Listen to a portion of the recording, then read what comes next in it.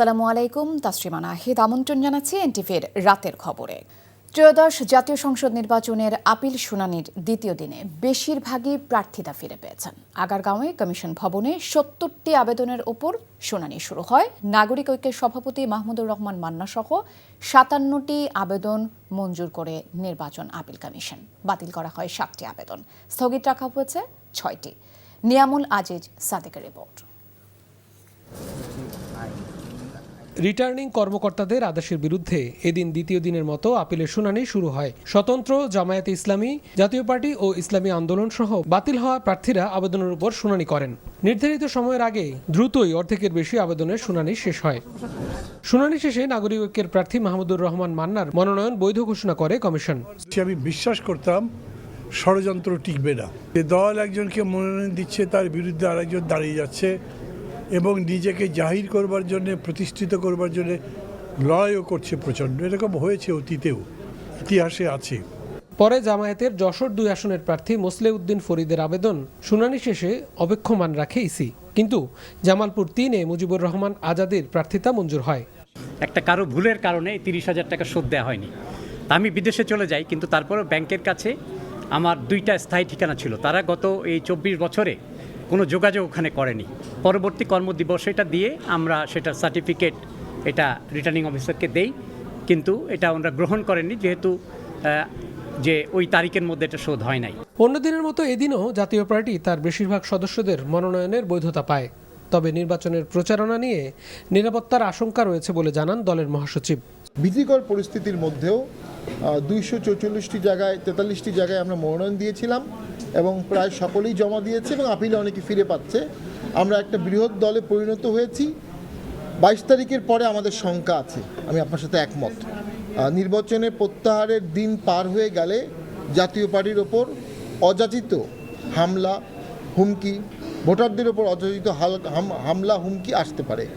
2 দিনে ১৪০টি আপিলের নিষ্পত্তি হয়েছে। আগামী ১৮ ডিসেম্বর ৬৪৫টি আবেদনের শুনানি শেষে প্রার্থীরা প্রত্যাহারের পর ২০ ডিসেম্বর চূড়ান্ত প্রার্থী তালিকা প্রকাশ করবে commission. Niamul Aziz Sadek, NTV news, Dhaka. ভোটারদের আস্থা ও বিশ্বাস ফেরানোই আগামী নির্বাচনের সবচেয়ে বড় চ্যালেঞ্জ মন্তব্য করে ইউরোপীয় ইউনিয়ন নির্বাচন পর্যবেক্ষণ মিশন বলছে, আগামী জাতীয় নির্বাচনে ভোটার উপস্থিতি বলে দেবে নির্বাচন কেমন হয়েছে। এই নির্বাচন বাংলাদেশের গণতান্ত্রিক অভিযাত্রায় গুরুত্বপূর্ণ মাইলফলক বলেও মন্তব্য করে সংস্থাটি। দুপুরে রাজধানীতে সংবাদ সম্মেলনে এসব কথা জানায় ইইউ নির্বাচন পর্যবেক্ষণ মিশন। আরও জানাচ্ছেন ওবায়দুল্লাহ মামুন। আর মাসখানেক পর অনুষ্ঠিত হবে ত্রয়োদশ জাতীয় সংসদ নির্বাচন।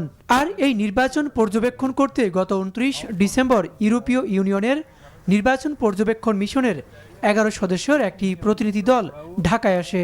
এবারের নির্বাচন গেল ৩টি নির্বাচনের চেয়ে ভিন্ন হবে বলে ইঙ্গিত দিয়েছেন ইউরোপীয় ইউনিয়নের নির্বাচন মিশন প্রধান। তার নেতৃত্বে এই পর্যবেক্ষণ মিশনে যোগ দেবেন কানাডা, সুইজারল্যান্ড ও নরওয়ে সহ বেশ কয়েকটি দেশের ২০০ জন পর্যবেক্ষক।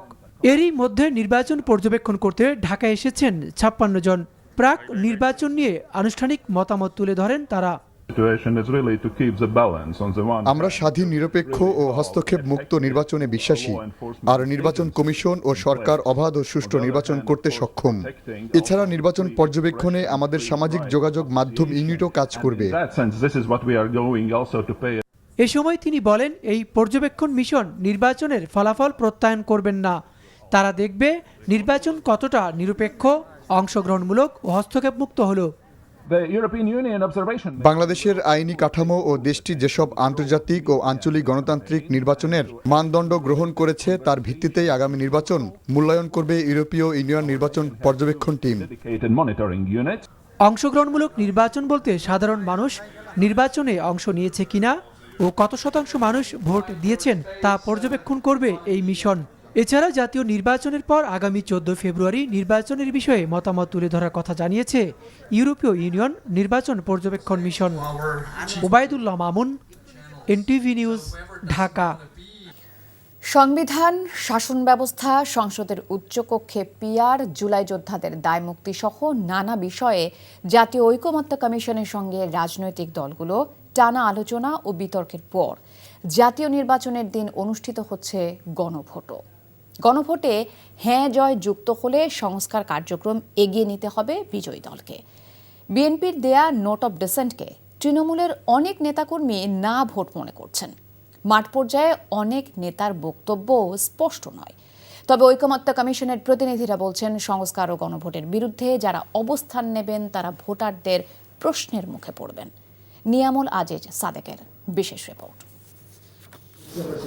রাজনৈতিক দলগুলোর ঐকমত্যের ভিত্তিতে সংস্কারের ৩০টি প্রস্তাবনা, জুলাই সনদ অনুসারে সাংবিধানিক প্রতিষ্ঠান গঠন এবং উচ্চকক্ষ গঠনে নাগরিকগণ ভোট দেবেন।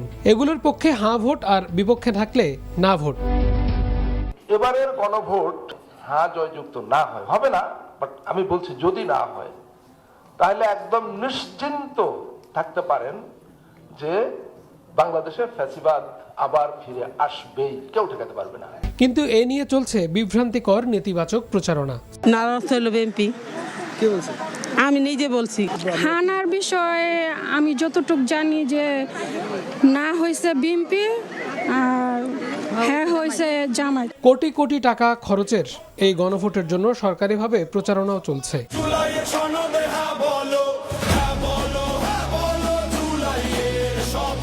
অধিকাংশ রাজনৈতিক দল প্রকাশ্যে সভা সমাবেশে এবং ডিজিটাল প্ল্যাটফর্মে হাঁ ভোটের পক্ষে প্রচারণা চালাচ্ছে।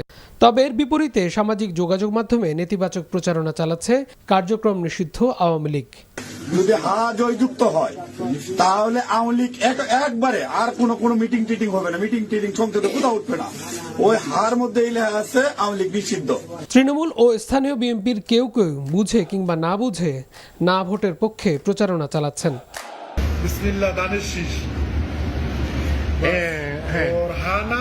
তবে বিএনপি মহাসচিব মির্জা ফখরুল ইসলাম আলমগীর স্পষ্ট করেছেন, সংস্কারের জন্য সবার আগে ছিল বিএনপি। গণভোটে বিএনপি হাঁয়ের পক্ষে। আমরা নিজেরাই একই দিনে গণভোট এবং জাতীয় সংসদ নির্বাচন চেয়েছিলাম, সেভাবেই হয়েছে। না বলার তো কারণ আছে বলে আমার কাছে মনে হয় না। জুলাই গণঅভ্যুত্থানে হাজারো মানুষের রক্ত ঝরেছে ফ্যাসিবাদী কাঠামো বিলুপ্তির জন্য। আগামী নির্বাচন হবে জুলাই আকাঙ্ক্ষা বাস্তবায়নের, তাই গণভোটে এগিয়ে থাকবে হাঁ ভোট, বলছেন জাতীয় ঐকমত্য কমিশনের প্রতিনিধিগণ। আগের সেই পতিত শক্তিকে পরাজিত করে জয়ী হয়েছে এই শক্তি এবং তারাই আত্মত্যাগ করেছে। এবং কি জন্য করেছে? 3টা বিষয় ছিল: বিচার, রাষ্ট্র সংস্কার, নির্বাচন। রাষ্ট্র সংস্কারের অন্যতম অংশ হচ্ছে যে আমাদের এই গণভোট। গণভোটে ইতিবাচক ফলাফল আসলে এরই ভিত্তিতে সাংবিধানিক ও রাষ্ট্রীয় মৌলিক পরিবর্তন আনবে পরবর্তী সংসদ। Niamul Aziz Sadek, NTV news, Dhaka. অন্তর্বর্তী সরকার সংস্কারের সরকার, তাই এই সরকার গণভোটে হ্যাঁয়ের পক্ষে প্রচার চালাবে বলে জানিয়েছেন প্রধান উপদেষ্টার প্রেস সচিব শফিকুল আলম। বিকেলে রাজধানীর ফরেন সার্ভিস একাডেমিতে সাংবাদিকদের ব্রিফিংয়ে এই কথা বলেন তিনি। জানান, গণভোটে হ্যাঁয়ের পক্ষে প্রচারণায় কোনো আইনি বাধা নেই। এ বিষয়ে আইনি পরামর্শ নিয়েই এমন সিদ্ধান্ত নিয়েছে সরকার। তবে গণভোটের রায় কি হবে তা নির্ধারণ করবে জনগণ।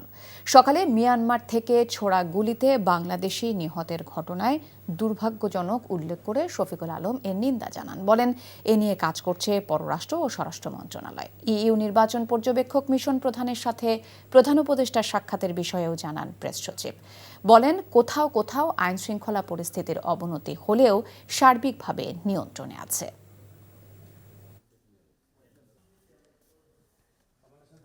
ইন্টারিম গভর্নমেন্ট ইয়েস ভোটের জন্য ক্যাম্পেইন করবে এবং করছে, এবং এর বিষয়ে অ্যাওয়ারনেস বিল্ড আপ করবে।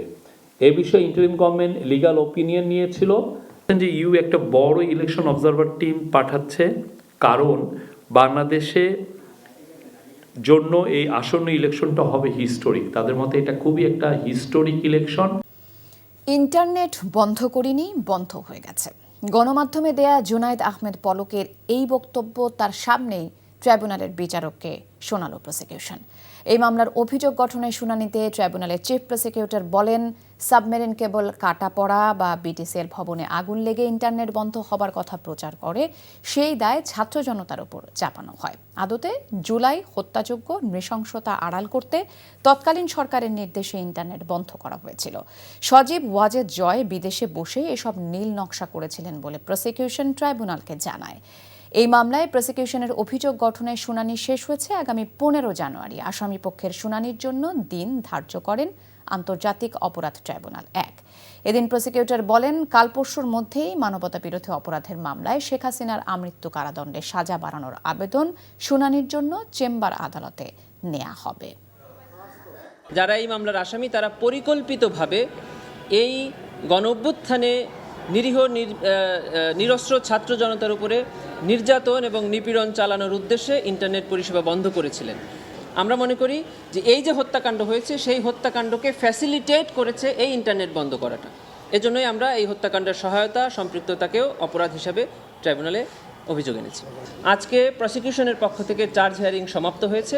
আগামী 15 জানুয়ারি অর্থাৎ বৃহস্পতিবার আসামি পক্ষের ডিসচার্জ হিয়ারিং হবে।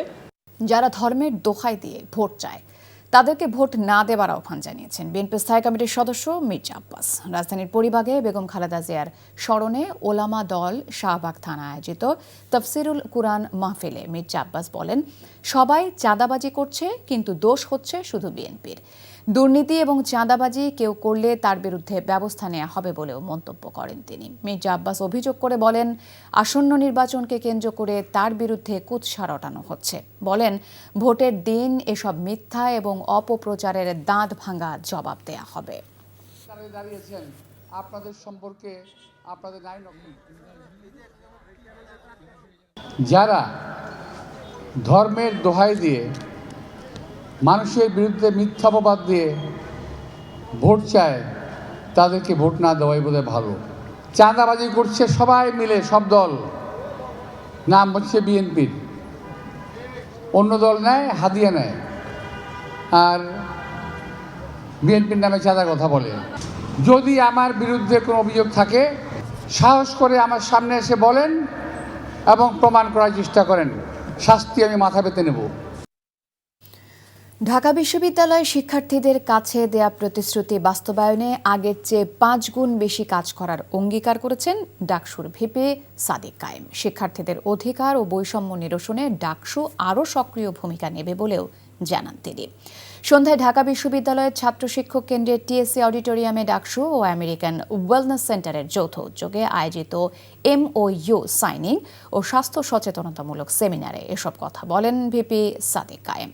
তিনি বলেন, 104 বছরের পুরনো এই বিশ্ববিদ্যালয়ে এখনও বড় ধরনের বৈষম্য রয়ে গেছে। মোট শিক্ষার্থীর প্রায় 53% নারী হলেও তাদের জন্য রয়েছে মাত্র 5টি আবাসিক হল। আবাসন সংকট প্রসঙ্গে ভিপি সাদিক বলেন, যেভাবেই হোক প্রয়োজনে চাপ প্রয়োগ করে হলেও ঢাকা বিশ্ববিদ্যালয়ের আবাসন সংকট নিরসনে কাজ করবে ডাকসু। বাঙালির স্মৃতি, আবেগ ও গ্রামীণ জীবনের এক প্রতিচ্ছবি পিঠা। বিদেশিদের কাছে সেই পিঠার পরিচিতি তুলে ধরতে এবারও পিঠা মেলার আয়োজন করেছে রাজধানীর 5 তারকা হোটেল ইন্টারকন্টিনেন্টাল ঢাকা। মেলায় ভাপা পিঠা, চিতই, রসবড়া, তেলপোয়া, দুধ চিতই, পাটিসাপটা, পাকুন পিঠা সহ হরেক রকমের পিঠা ছাড়াও রয়েছে নানা পদের ভর্তা, মুরগি, গরুর কালাভুনা ও হাঁসের মাংস। ইন্টারকন্টিনেন্টাল ঢাকা হোটেলের মার্কেটিং ডিরেক্টর সাদমান সালাউদ্দিন জানান, অত্যন্ত সাশ্রয়ী মূল্যে দেশি বিদেশি অতিথিদের কাছে বাংলাদেশের খাদ্য ঐতিহ্যের একটি গুরুত্বপূর্ণ অংশ তুলে ধরতেই এই পিঠা মেলার আয়োজন। আগামী 31 জানুয়ারি পর্যন্ত প্রতিদিন বিকেল 4টা থেকে রাত 10টা পর্যন্ত চলবে এই পিঠা মেলা। দেশে ক্যাশলেস সোসাইটি হলে বছরে 1.5 থেকে 2 লাখ কোটি টাকার রাজস্ব আয় বাড়বে বলে জানিয়েছেন বাংলাদেশ ব্যাংকের গভর্নর আহসান এইচ মনসুর। সেই সাথে দুর্নীতিও অনেকটাই কমে আসবে বলে মনে করেন তিনি। রাজধানীর একটি হোটেলে ইসলামী ব্যাংকের মোবাইল ব্যাংকিং সেবা এম-ক্যাশের নতুন কার্যক্রমের উদ্বোধনী অনুষ্ঠানে এসব কথা বলেন তিনি। গভর্নর বলেন, বিগত সরকারের সময়ে সরকারিভাবে ব্যাংক ডাকাতি করার কারণে দেশের ইসলামিক ব্যাংকিং সেবা ধসে পড়েছিল। সেই অবস্থা থেকে বেরিয়ে আসতে কাজ করে যাচ্ছে বাংলাদেশ ব্যাংক। শরিয়া ভিত্তিক ব্যাংকগুলোকে বিধিমালা মেনে কাজ করার আহ্বান জানিয়ে তিনি আরও বলেন, শীঘ্রই ইসলামী ব্যাংক আইন প্রণয়ন করা হবে। এ সময় এম-ক্যাশকে মাইক্রো ইকোনমি ও এসএমই সেক্টরের মতো শিল্প উদ্যোক্তাদের প্রতি নজর দেবার তাগিদ দেন কেন্দ্রীয় ব্যাংকের গভর্নর আহসান এইচ মনসুর। দিচ্ছে, টাকা দিচ্ছে, কোনোটারই দরকার হয় না যদি আমরা টেকনোলজিক্যালি সেভি হই এবং সেটাকে ব্যবহার করি। এই জায়গাটা আমাদেরকে কাজ করতে হবে, সব ব্যাংকেই কাজ করতে হবে। একসাথে করতে পারলে আমরা ক্যাশলেস সোসাইটির দিকে যেতে পারবো। বাংলাদেশ একটা দেশ যেটাতে আমরা 20,000 কোটি টাকা খরচ করছি শুধু ক্যাশ ম্যানেজমেন্টে, এই প্রতি বছর এই টাকাটা আমাদের বেঁচে যায়। এটা কিন্তু অল্প টাকা নয়, এই 2,000 কোটি টাকা আমাদের প্রফিটে যেতে পারে। আমাদের হিসাবে ক্যাশলেস সোসাইটি হলে বাংলাদেশের করাপশন অনেক কমে যাবে। এই ছিল রাতের খবরে। এই খবরের ভিডিও সহ আপডেট জানতে ভিজিট করুন এনটিভি অনলাইন www.ntvpt.com। এছাড়া এনটিভি জনপ্রিয় সব অনুষ্ঠান ও খবরের আপডেট জানতে ভিজিট করুন আমাদের ইউটিউব ও ভেরিফাইড ফেসবুক পেজে। রাত 1টায় মধ্যরাতের খবর দেখার আমন্ত্রণ রইল। ধন্যবাদ সবাইকে।